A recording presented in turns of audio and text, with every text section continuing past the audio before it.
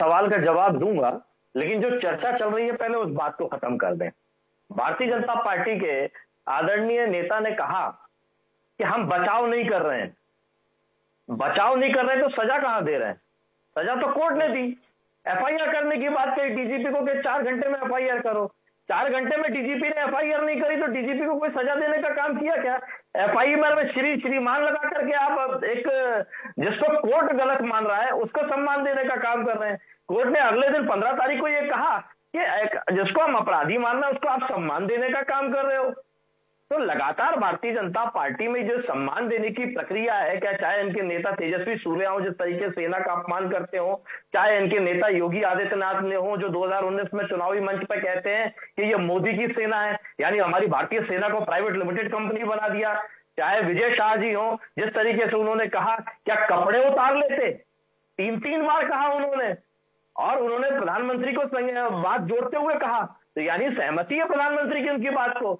पूर्व संस्कृति मंत्री उषा ठाकुर जी मंच में थी, जो क्षेत्र की विधायक है, वो हंस रही हैं। महिला होते हुए महिला का अपमान, क्या कार्रवाई कर दी उषा ठाकुर जी के ऊपर? विजय शाह के ऊपर तो कोर्ट ने निर्णय ले लिया, उषा ठाकुर के ऊपर भारतीय जनता पार्टी क्या निर्णय लिया? तो राज्य मंत्री प्रतिभा बागरी, वो जो विजय शाह के बचाव में आ गए, भारतीय जनता पार्टी ने क्या निर्णय लिया? जितने लोग विजय शाह के बयान के समर्थन में आ रहे हैं, भारतीय जनता पार्टी ने क्या निर्णय लिया? कल कैबिनेट की बैठक है मध्य प्रदेश सरकार की, उस कैबिनेट में कैबिनेट मंत्री के तौर पे विजय शाह बैठेंगे, तो क्या परिदृश्य दिखेगा देश में, दुनिया में, कि जो हमारी देश की सेना का अपमान करता हो वो सरकार चला रहा है, वो सरकार के निर्णय ले रहा है। ये परिदृश्य दिखाना चाहते हैं, ये चेहरा दिखाना चाहते हैं भारतीय जनता पार्टी की सरकार। ये बात अलग है कि 2014 में भारतीय जनता पार्टी के नेताओं ने कह दिया था ये एनडीए की सरकार है, यहां इस्तीफे नहीं होते हैं। आज वो स्थापित करके दिखा रहे हैं कि हम इस्तीफे नहीं लेंगे। और मुख्यमंत्री मोहन यादव जी क्या कहते हैं? कोर्ट निर्णय लेगा। अब भारतीय जनता पार्टी के निर्णय कोर्ट लेगा कि ऐसे लोगों को भारतीय जनता पार्टी में रखना या नहीं रखना। एक असली डांस के लिए आपने बिहार के एक नेता को तो तत्काल बाहर निकाल दिया, लेकिन देश की सेना का अपमान करने वाले को आप बचाव कर रहे हो, गिरफ्तारी नहीं कर पा रहे हो, एफआईआर में श्री और श्रीमान लगा रहे हो। ये दिख रहा है चेहरा, ये दिख रही है चीजें।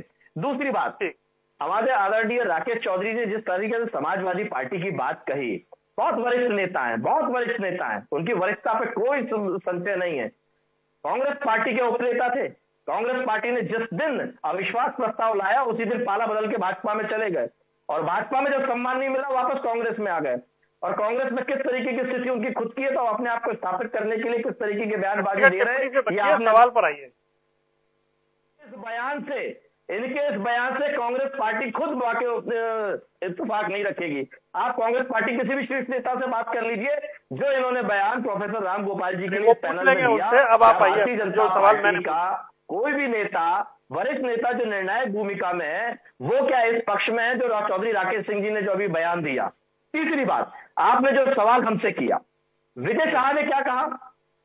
आतंकवादियों की बहन सोफिया कुरैशी, कर्नल सोफिया कुरैशी जी के ऊपर बात कर ली, यानी केवल मुसलमान धर्म देख करके उन आतंकवादियों के साथ धार्मिक रूप से जोड़ दिया, उनकी बहन बता दिया। वैसे व्योमिका सिंह की अगर जाति पता चल जाती, अगर AK भारती जी की जाति पता चल जाती, तो विजय शाह और भारतीय जनता पार्टी के लोग उनको जाति आधार पर भी अपमान करने का काम करते। ये बताइए पीडीए किसका नारा है, पीडीए किसका फॉर्मूला है?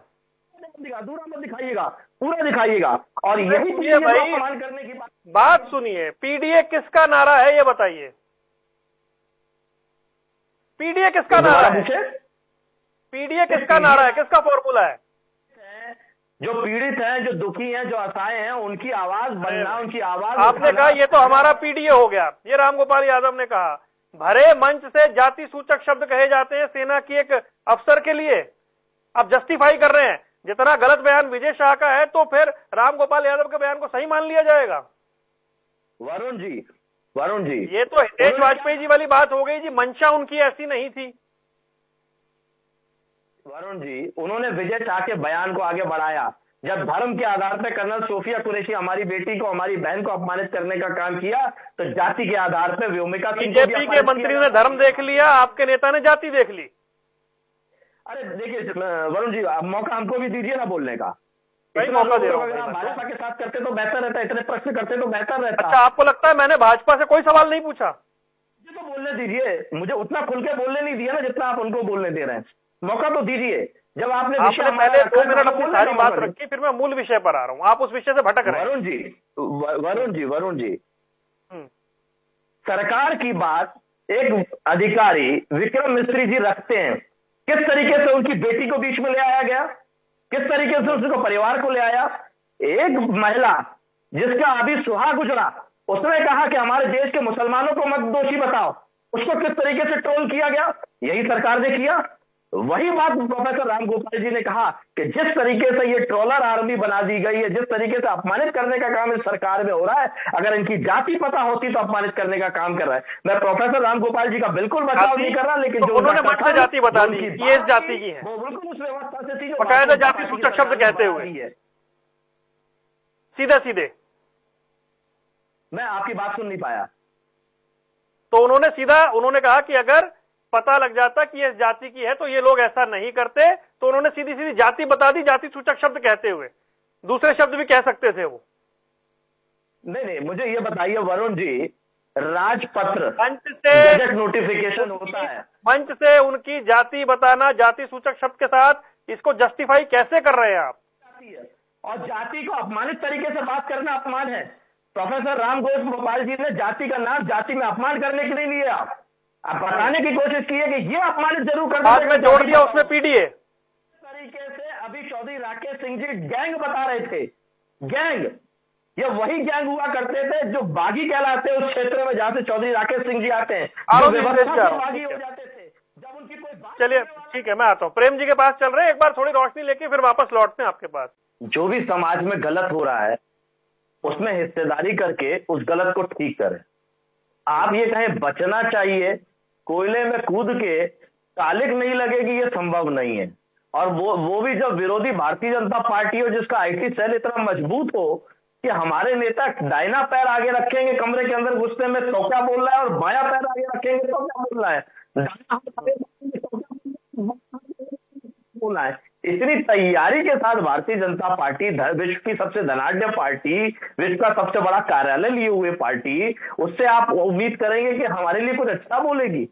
हम तो काम करेंगे, सत्ताधारियों को हमेशा अगर उनका कोई गलत काम होगा तो हम गलत बोलेंगे, और जहां सहयोग करने की बात होगी, माननीय अखिलेश यादव जी ने बढ़ चढ़ के हिस्सा लिया, बात की कि हम हर तरीके से भारत सरकार का सहयोग करने के लिए तैयार है, और भारतीय सेना पे हमें पूर्ण विश्वास है, हम पूरे उसके शौर्य के साथ में निर्णय लीजिए जो भी निर्णय लेना है। पर निर्णय लिया क्या? जश्न मनाया सीज का, लोग जीत का जश्न मनाते हैं, सीज का जश्न मना रहे हैं। किसको गुमराह कर रहे हैं? अपने ही देशवासियों को।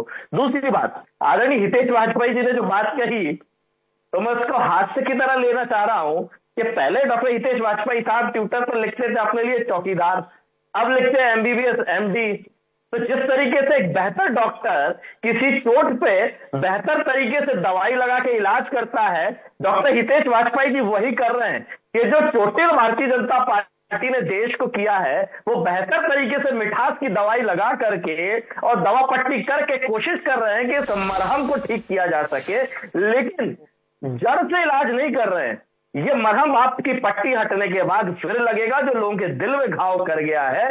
जिस तरीके से हमारी देश की बेटी को ऊपर अपमानित करने का काम किया है विजय शाह ने, वो माफ करने लायक नहीं है, वो सुधार करने लायक नहीं है, उसकी सजा जरूरी है। अब भारतीय जनता पार्टी दल के रूप में देखता है, डॉक्टर मोहन यादव उसको सरकार के रूप में देते हैं, या कौन देता है, इसका इंतजार पूरा देश कर रहा है, पूरी दुनिया देख रही है। नजर इस समय पूरी दुनिया की है, जो देश की दुनिया की चौथे नंबर की सबसे बड़ी सेना है, जिसका शौर्य है, सम्मान है दुनिया का, जो दुनिया की विपरीत परिस्थितियों में काम करती है। माननीय अखिलेश यादव जी ने कहा जो -50 और +50 के टेम्परेचर पे काम करती हो, उस सेना का अगर अपमान हुआ है तो उसका अपमानित करने वाले को क्या सजा मिलती है?